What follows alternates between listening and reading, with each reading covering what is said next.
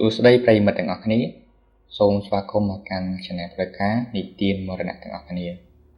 ហើយនៅក្នុងថ្ងៃនេះដែរយើងចូលទៅដល់សាច់រឿងមួយទៀតអំពីដំណើររឿងនៅបន្ទប់លេខ13នៃសន្តាគារ Harrington ដែលជាកន្លែងអ្នកស្រុកភាគច្រើនមិនហ៊ានមើលពេលដដែលកាត់ប្រសិនបើអ្នកសួរបុគ្គលិកពួកគេនឹងនិយាយថាមិនមានបន្ទប់បែបនេះទេប៉ុន្តែការពិតនោះគឺមានដែលលាក់ទុកនៅចុងបញ្ចប់នៃសារមួយដែលគ្មានភ្លើងនិងគ្មានសញ្ញាសម្គាល់វាត្រូវបានគេចាក់សោអស់ជាច្រើនទសវត្សរ៍ចាប់តាំងពី Eleanor Harrington ដែលជាកូនស្រីម្ចាស់សន្តាគារបានបាត់ខ្លួននៅក្នុងនោះពួកគេនិយាយថា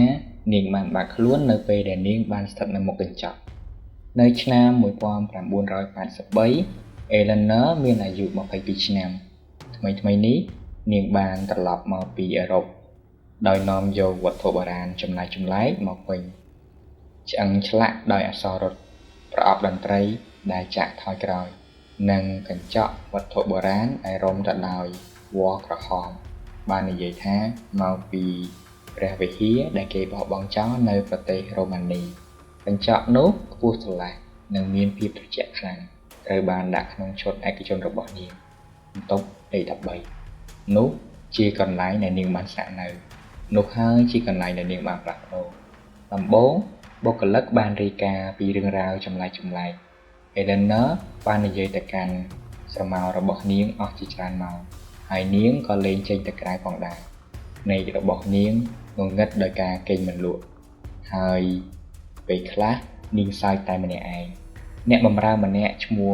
Maria បាននិយាយថានាងបានឮសំឡេងពីក្នុងបន្ទប់នោះជាសំឡេងខ្សឹបនៅពេលដែល Eleanor និយាយមួយសប្តាហ៍ក្រោយមក Eleanor ស្រាប់តែបាត់ខ្លួនមានភស្តុតាងដែលបន្សល់ទុកបន្ទប់ចាក់សោពីខាងក្នុង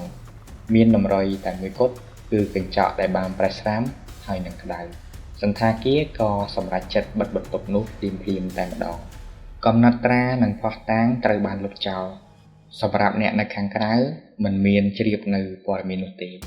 ប៉ុន្តែ30ឆ្នាំក្រោយមកទៀតក្នុងឆ្នាំ2013អ្នកសរសេរ blogger ម្នាក់ឈ្មោះ Brian Mitchell បានមកស្វែងរកតាមអ៊ីនធឺណិតក៏ប្រទះឃើញសាច់រឿងដ៏ល្បីមួយនេះគាត់មានជំនាញលើកន្លែងខ្មោចលងហើយពេលគាត់ចាប់បានខ្យល់នៃពាក្យចចាមអារាមជុំវិញ Harrington គាត់ត្រូវតែស៊ើបអង្កេតជាមួយនឹងប្រាក់សំណូកចំនួន$50និងស្នាមញញឹមដ៏ស្រាលស្រាលគាត់បានបញ្ចុះបញ្ចូលអ្នកមើលការខុសត្រូវពេលយប់ឲ្យគាត់ចូលទៅបន្ទប់លេខ13គាត់បានផ្សាយបន្តផ្ទាល់ដំបូងបន្ទប់មើលទៅធម្មតាធូលីមិនប៉ះពាល់ត្រជាក់កញ្ចក់ឈរនៅមុខជញ្ជាំងឆ្ងាយនៅតែប្រេះបែកប្រែកនិយាយលេងទ្រវីនិងពិនិត្យមើលមុខហើយបន្ទាប់មកគាត់ក៏ត្រូវបានធ្វើឲ្យជាប់នៅនឹងមួយកន្លែងការនិយាយនៅក្នុង comment ដំបូងបានកត់សម្គាល់ហេតុអ្វីបានជាការឆ្លោះបញ្ចាំងមិនព្រិចភ្នែកបងប្រុសហេតុអីបានជាកញ្ចក់របស់បងញញឹមពេលដែលបងមិនបានញញឹមប្រែកសើចទាំងភ័យគាត់បាននិយាយបែបលេងសើចថាពួកយើងបានឆ្លោះកញ្ចក់ប៉ុន្តែបន្ទាប់មកការឆ្លោះបញ្ចាំងបានផ្អៀងក្បាលរបស់វាគាត់មិនបានផ្លាស់ទីទេប្រែកបំរុងនឹងរត់ចេញពីទីនោះភ្លាមប៉ុន្តែទ្វារត្រូវបានបិទហើយបន្ទាប់មកកញ្ចក់ស្រាប់តែអាប់ចេញពីខាងក្នុងសម្រែករបស់គាត់ត្រូវបានកាត់ផ្តាច់ភ្លាមហើយការផ្សាយបន្តផ្ទាល់ត្រូវបានបញ្ចប់អាជ្ញាធរទាំងអស់រកឃើញនៅថ្ងៃបន្ទាប់គឺកាមេរ៉ារបស់គាត់ត្រូវបាក់ខ្ទេចនៅលើឥដ្ឋហើយមានស្នាមប្រេះថ្មីនៅក្នុងកញ្ចក់ដែលមានរាងដូចជាមាត់ចំហបន្ទប់លេខ13ត្រូវបានបិទម្ដងទៀតលើកនេះជាមួយនឹងខ្សែនិងច្រវាក់ប៉ុន្តែនៅទីនេះវាកាន់តែអាក្រក់ទៅក្នុងឆ្នាំ2020 TikTok បានរកឃើញរឿងនេះនិន្នាការមួយបានចាប់ផ្ដើម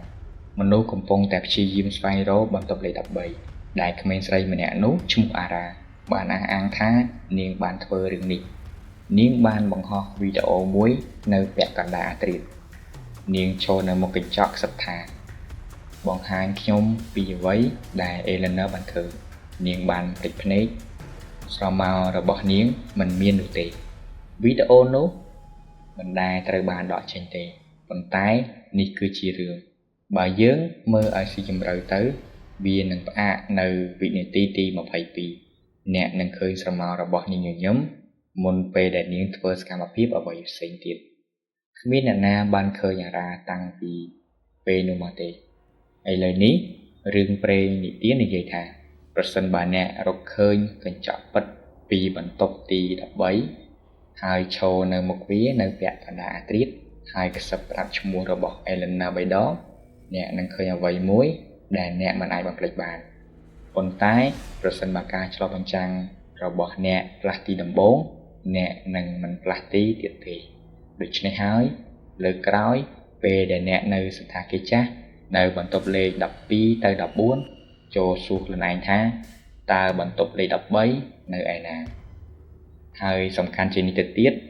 តើអ្នកណាមើលពីក្នុងកញ្ចក់អ្នកទាំងអស់គ្នាបានមកដល់ទីបញ្ចប់នៃសាច់រឿងនេះហើយសូមអរគុណសម្រាប់ការទស្សនារបស់អ្នកទាំងអស់គ្នាបើចូលចិត្តវីដេអូមួយនេះសូមកុំភ្លេចជួយចុច like comment និង share វីដេអូនេះម្នាក់មួយផងសូមអរគុណសូមជម្រាបលាជួបគ្នានៅវីដេអូក្រោយ